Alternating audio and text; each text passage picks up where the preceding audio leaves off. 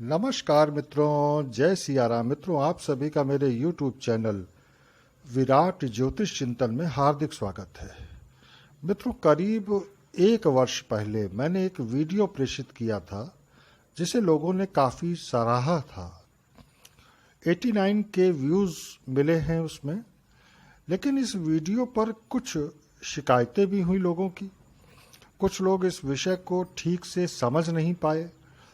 मैंने भी लोगों को आश्वस्त किया था कि मैं दोबारा से प्रयास करूंगा समझाने का कि कहाँ किस बात पर उन्हें समझने में असुविधा हुई थी।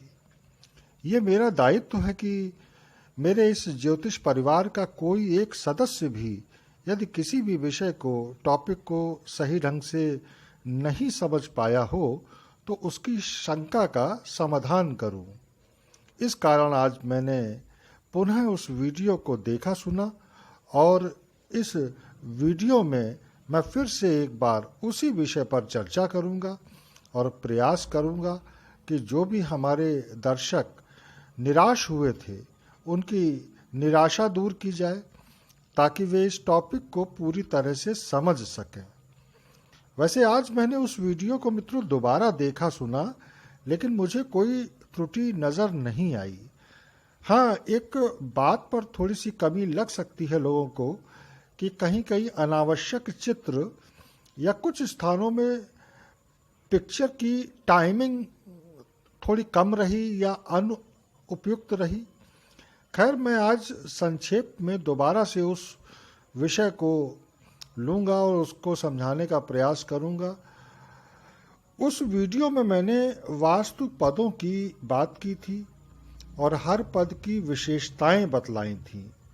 रिहायशी मकानों में सामान्यतया 81 पदीय वास्तु रखा जाता है। ये कैसे बनता है इसे थोड़ा समझिए। पहले प्लॉट की लंबाई को 9 समान भागों में बांट लें। इसी तरह चौड़ाई को भी 9 समान भागों में बांट दीजिए। इस तरह विभाजित करने से लंबाई और चौड़ाई में 9 खाने या ब्लॉक्स बन जाएंगे। मान लीजिए कि किसी मकान की लंबाई 36 फुट की है तो 4-4 फुट का एक ब्लॉक हो जाएगा। हर एक ब्लॉक 4-4 फुट का हो जाएगा। इसी तरह यदि चौड़ाई को भी 27 फुट मान लिया जाए तो हर एक ब्लॉक की चौड़ाई 3-3 फुट की हो जाएगी। यानी जो भी ब्लॉक बनेंगे अब तो वे 4x3 के बन जाएंगे। तो जो भी आउटर ब्लॉक्स हैं हर मुख्य दिशा में 9 ब्लॉक्स हो जाएंगे। इस तरह से 32 पद देवता कुल मिलेंगे आउटर ब्लॉक्स में। मित्रों, ये आप जानते ही हैं कि वास्तु में 8 दिशाएं लेते हैं। 4 दिशाएं होती हैं और 4 ही विदिशाएं। अब जब हम पूर्व दिशा की बात करते हैं तो वहां पर 3 दिशाएं होंगी। एक पूर्वी ईशान, एक एग्जैक्ट पूर्व दिशा और तीसरी पूर्वी आग्नेय। इसी तरह दक्षिण में देखें तो दक्षिण आग्नेय, दक्षिण दिशा और दक्षिण नैऋत्य।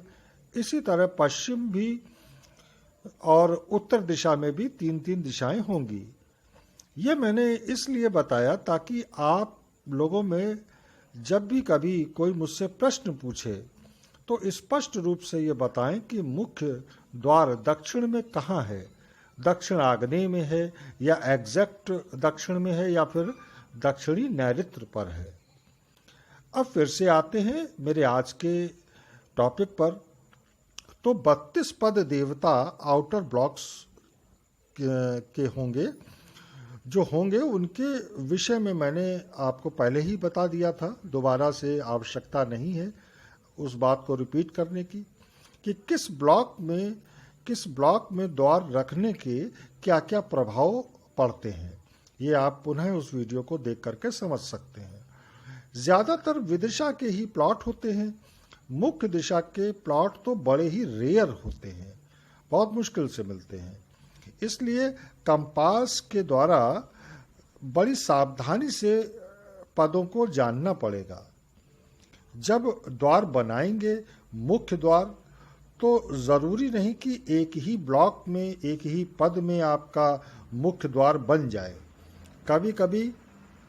कभी कभी 2 या 3 ब्लॉक्स भी लेने पड़ सकते हैं और तब उन सभी पदों के प्रभाव सम्मिलित रूप से पड़ेंगे।